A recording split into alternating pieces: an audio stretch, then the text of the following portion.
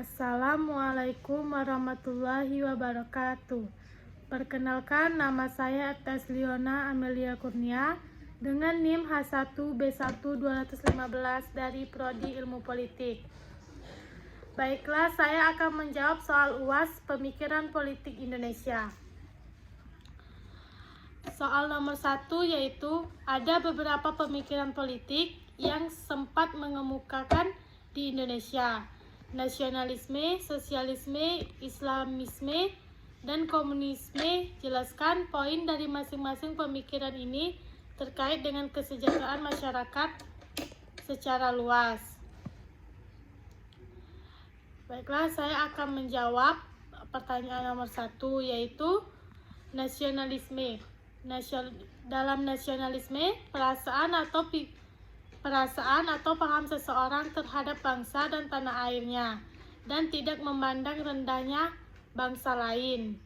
Yang kedua, sosialisme, yaitu sebuah ideologi dan kepemikiran idektif dan merupakan sistem di atas masyarakat dan mengatur masyarakat tanpa syarat. Yang ketiga, islamisme, sebuah ideologi yang berkeyakinan bahwa Islam harus menjadi pedoman bagi segala sesi kehidupan manusia. Yang keempat, komunisme, yaitu sebuah ideologi yang berkenan dengan berbagai aspek negara yang bertujuan untuk terciptanya masyarakat komunis dan aturan sosial ekonomi.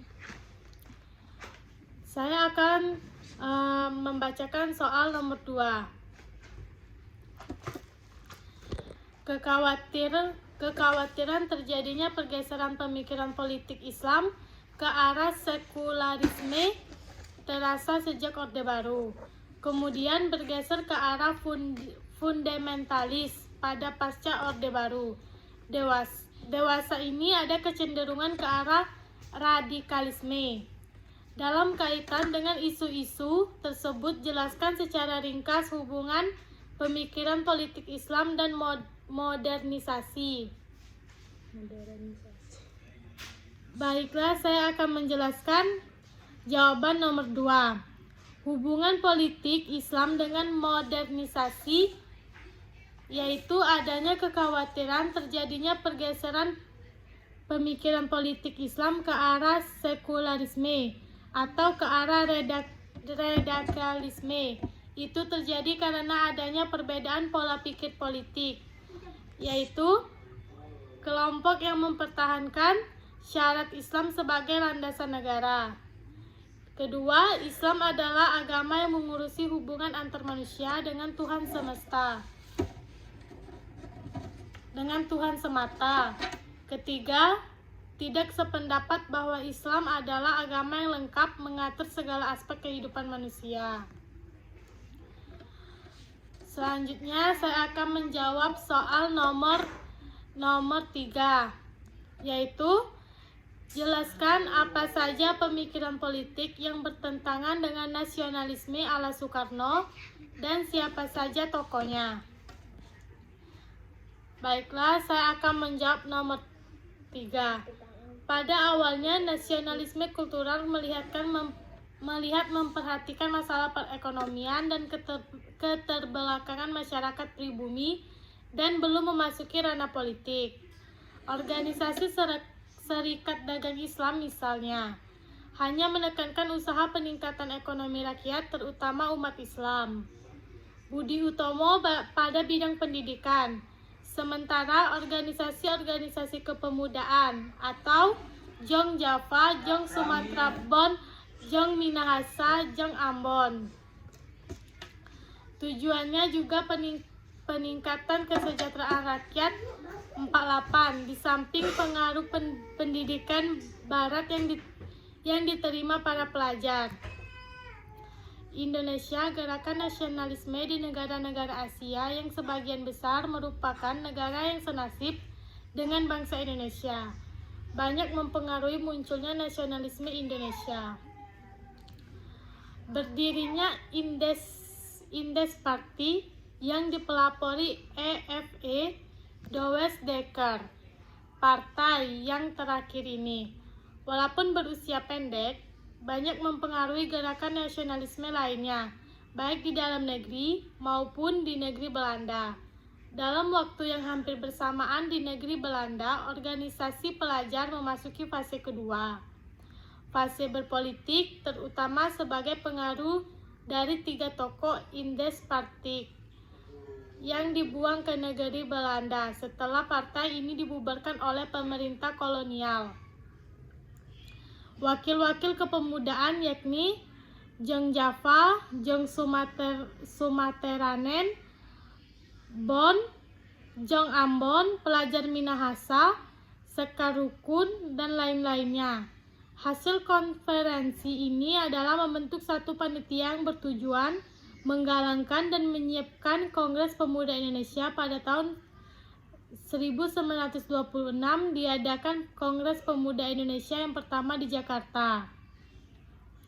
Setelah Soekarno dibebaskan dari tahanan, dia berusaha untuk menyatukan kembali 2 kelompok nasionalis yang merupakan anggota PNI sebelumnya ditahan oleh kolonial. Namun usahanya gagal. Dan pada akhirnya ia memilih aktif dalam Partindo, sedangkan PNI baru dipimpin oleh Hatta setelah dia kembali ke Indonesia dari negeri Belanda. Kedua partai ini kemudian berkembang menjadi 2 partai yang disegani di Belanda.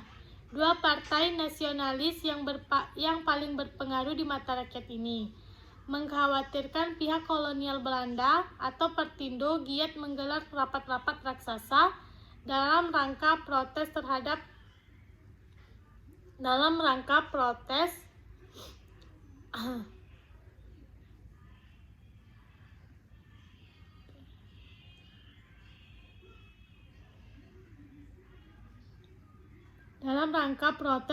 kebijakan pemerintahan kolonial dan menggalang partisipasi rakyat dalam bidang politik. Ketika dia dipindahkan lokasi pembuangannya ke Bengkulu, ia juga aktif dalam kegiatan Islam, terutama Muhammadiyah di Bengkulu. Inilah awal mula polemik dengan M. Natsir berlangsung. Polemiknya itu tentang bentuk negara setelah Indonesia merdeka, apakah negara Islam dan negara bersatu atau pisah, hukum Islam atau hukum positif yang diberlakukan. Baiklah, itu jawaban nomor 3. Selanjutnya, saya akan menjawab soal nomor 4. Soalnya yaitu, jelaskan perkembangan pemikiran politik di Indonesia sejak awal abad ke-20 hingga sekarang. Jawabannya yaitu, kolonial menjajah, kedatangan bangsa Eropa yang tertarik dengan potensi menjanjikan yaitu perdagangan rempah-rempah adalah salah satu timbal balik utama dalam sejarah kepulauan.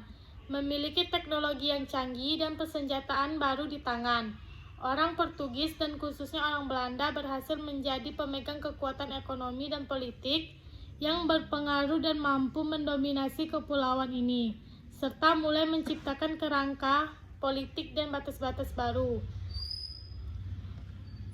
Setelah itu Orde Lama Soekarno. Soekarno, Presiden pertama Indonesia, adalah ikon perjuangan nasionalis yang melawan para penjajah.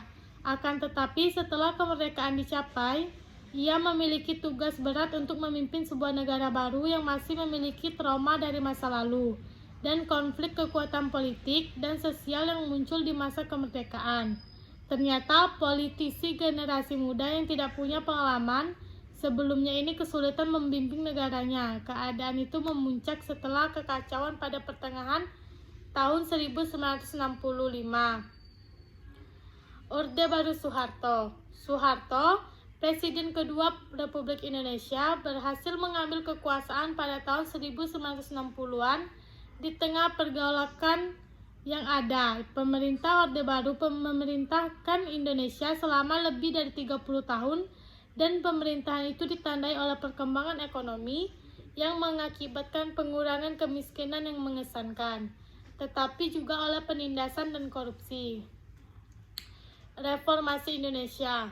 Setelah berada di bawah pemerintahan otoriter selama 30 tahun lebih, politik Indonesia mengalami proses pembaruan untuk memberikan kekuatan lebih banyak kekuasaan dan politik kepada masyarakat Indonesia. Periode ini dikenal sebagai periode reformasi. Tak hanya ditandai oleh perubahan struktural seperti desentralisasi kekuasaan daerah dan pembatasan kekuasaan presiden, tetapi juga ditandai kesinambungan, misalnya korupsi, kemiskinan, dan pengelompokan modal kalangan di kalangan atas. Kabinet Indonesia sekarang. Bagi yang menampilkan daftar anggota Kabinet Presiden Joko Widodo yang dinamai Kabinet Kerja yang diresmikan pada tanggal 27 Oktober 2017 dan akan memerintahkan sampai dengan tahun 2019 saat pemilu akan diadakan. Presiden Joko Widodo boleh berpartisipasi dalam pemilihan presiden baru pada tahun 2019 karena konstitusi memperbolehkan kepresidenan sampai 2 kali masa jabatan, masing-masing 5 tahun. Selanjutnya saya akan menjawab soal nomor 5, yaitu soalnya pergerakan yang dikenal dengan gerakan reformasi pasca runtuhnya rezim Orde Baru mengubah tradisi politik Indonesia bergeser menjadi demokrasi politik yang institusional. Apakah pergeseran tradisi politik tersebut akan berdampak yang jauh lebih baik, atau kita tetap kembali menggunakan tradisi politik di zaman Orde Baru atau sebelumnya alias Orde Lama? Jelaskan pendapat Anda. Menurut saya, masa reformasi ada masa yang lebih baik daripada masa Orde Lama dan Orde Baru, karena masa reformasi atau masa transisi ini terbuka untuk peluang untuk menata kehidupan berdemokrasi. Masa ini dimulai dari kepemimpinan B.J. Habibie sebagai presiden menggantikan Soeharto yang mengundurkan diri. Pada masa ini Habibie membuat reformasi besar-besaran di sistem pemerintahan. Sistem yang dijalankannya itu lebih terbuka dan demokrasinya lebih menonjol. Di masa partai politik independen tidak dipengaruhi kekuasaan birokrat militer. Kemudian adanya pemberdayaan masyarakat sipil lewat penyampaian informasi secara transparan.